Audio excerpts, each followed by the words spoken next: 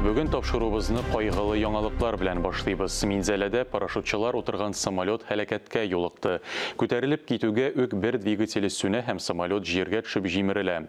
Парашютта очарга җыенган 22 кешенең 16-сы вафат була. Һәлакәт булучыларны искә алу йөзеннән 11 октябрь Татарстанда матәм көне буларак игълан ителде. Идел буе федераль округында Россия президентының вәкаләтле вәкиле Игорь Комаров һәм Татарстан президенты Рөстәм Миңнеханов Минзәлә районында жеңіл моторлы самолет һәлакәтендә вафат булганнарның туганнары һәм якыннарының кайгысын уртаклашты. Фаҗига урыныннан тулырак мәгълүмат хәбәрчеләребез язмасында. Җиргә мәтәлеп төшкәннән соң очкыч шушы халәттә табыла. Җимерелгән, бәрелүдән кайрылган канатларның очар рәте калмаган. Хәер, беренче булып бирегә килгән коткаручылар һәм медицина хезмәткәрләренә самолет хәле мөһим түгел. Алар кичекмәстән мохтаҗларга ярдәм итәргә ашыга, һәр секунд кадерле. Уртага ярылган самолетта 6 кеше исән кала, 16-сы шул исәптән 2 пилот та фаҗига урынында һәлак булган. Зыян күрүчеләр Чаллы шәһәренең ашыгыч медицина ярдәме хастаханәсендә дәвалана. Һәлакәт урынына Татарстан президенты Рөстәм Миңнеханов килде. Доложили, что один левый двигатель отказал. Они уходили, так как впереди были населенные пункты, уходили налево, шли на посадку. Получилась трагедия. Конечно, все, что могли сделать службы спасения, сделали. Ул арада фаҗига турында ишетеп, аэроклубка халык агыла башлый. Якыннары, дуслары. То есть налет у него опыта, эти часы очень большие были. Он сказал, всегда надо соблюдать только инструкцию. Самолетта һәлакәткә юлыгучылар парашют спорты белән шөгыльләнүчеләр. Араларында беренче тапкыр сикерергә җыенучылар да булган. Төрлесе төрле төбәкләрдән: Башкортстан, Мари эл, Удмуртия, Ульяновск, Киров һәм Чиләбе өлкәләреннән килүчеләр дә бар. Әмма күбесе Татарстан кешеләре.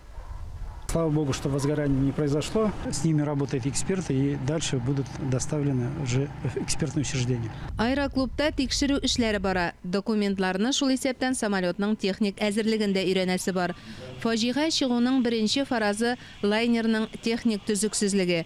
Аэроклуб башлыгы башка сәбәпләр булуында искәртә. Нет, не перегруз. Там, согласно РЛ, все было в пределах нормы. Никаких предпосылок не было вообще к такому развитию событий. Мәгълүм булганча, штурвал артында йөзләгән сәгать очкан тәҗрибәле пилотлар. Самолетны кеше яшәгән йорт өстенә төшмәсен өчен икесе дә кулдан килгәннең барында эшләгән. ДАСАФ оешмасы Россиядә җиңел моторлы Л-410 очкычын туктатырга карар кылды. Бер ай элек шундый ук фаҗига Иркутскида булган иде. Минзәлә аэроклубы да тикшерү вакытында эшен туктатып тора. Әлегә биредә хәтер мемориалы корылды. Халык һәлак булучыларның кайгысын уртаклаша. Алмаз Хакимов, Мөршидә Җиһан, Ренат Сахипгәрәев, Татарстан яңалыклары. Теманы дәвам итәбез. Минзәләдә самолет һәлакәтендә зыян күрүчеләр Чаллының ашыгыч медицина ярдәме хастаханәсендә һәм Республика клиник хастаханәсендә дәвалана. Татарстан президенты Рөстәм Миңнеханов зыян күргән кешеләр хәлен белер өчен ашыгыч медицина ярдәме хастаханәсенә барды. Аны Татарстанның сәламәтлек саклау министры Марат Садыйков озата йөрде. Бу хакта тулырак хәбәрчеләребез язмасында. Казан өстендә санавиация вертолеты пәйда булганда, җирдә инде берничә ашыгыч ярдәм машинасы көтеп тора. Ахыргача Казанга ничә кеше алып киләчәкләре билгеле түгел иде. Барысына да әзер тордылар.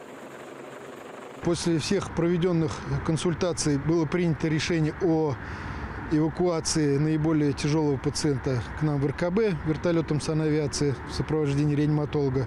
Зыян күрүчеләрне самолеттан чыгару берничә минут дәвам итә. Носилкада ижаудан 38 яшьлек ир-атны чыгаралар. Самолет төшкән вакытта ул аның арт көлешендә була. Бәрелүдән парашютчы салон уртасына ташлана. Бик күп җирдән сөякләре сына, тәне пешә.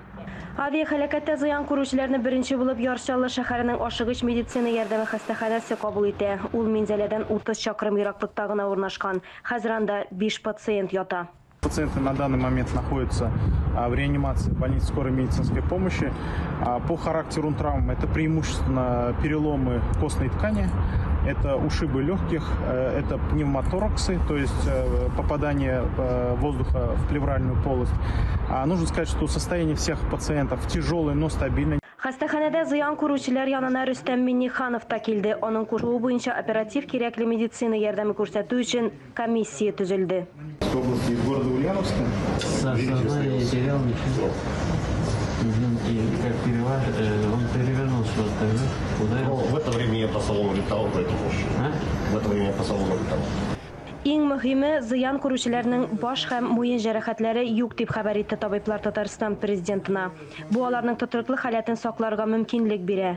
Шулай ук Ярчалы шифаханәсе оешмасы базасында зыян күрүчеләрнең һәм һәлак булганнарның туганнары өчен психологик ярдәм күрсәтелә. Алия Галиуллина, Айнур Вәлиәхмәтов, Татарстан яңалыклары.